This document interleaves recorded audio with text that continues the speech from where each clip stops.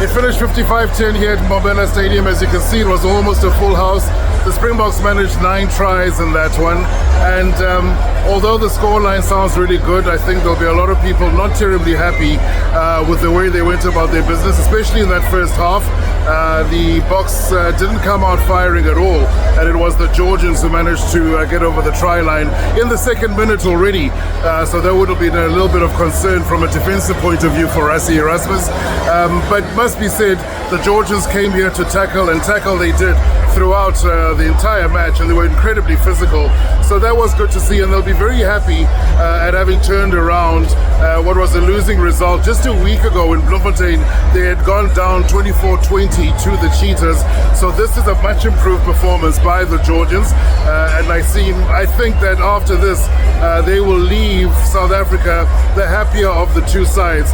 The Boks though were able to get back into the match and onto the scoreboard, and I think what is worth celebrating is that front row. 3 debutants in that front row. Bowen Venter, Marnus van der Merwe with 2 tries. Bowen with a nice little turnover in the first half as well. So obviously working incredibly hard, so they'll be very happy with that.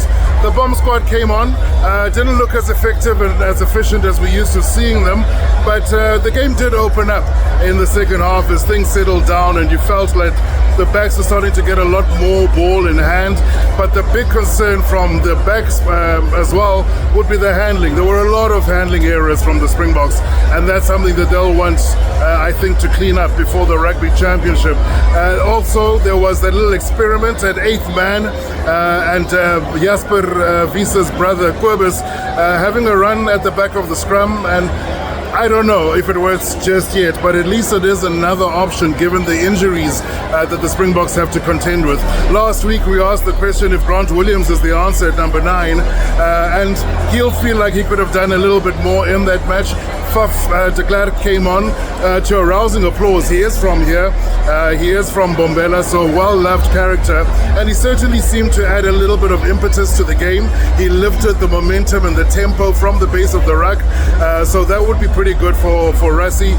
Grant did come back onto the field as Faf had to go off, and I assume it was for an HIA. You can't ever hear from the stands what the situation actually is, but the verdict, I think, at number 9 is still out as to who the first choice is. Sasha Feinberg Ngomezulu starting at 10, also not slotting all of his kicks, and things looked a little bit more steady when Andre Pollard came on.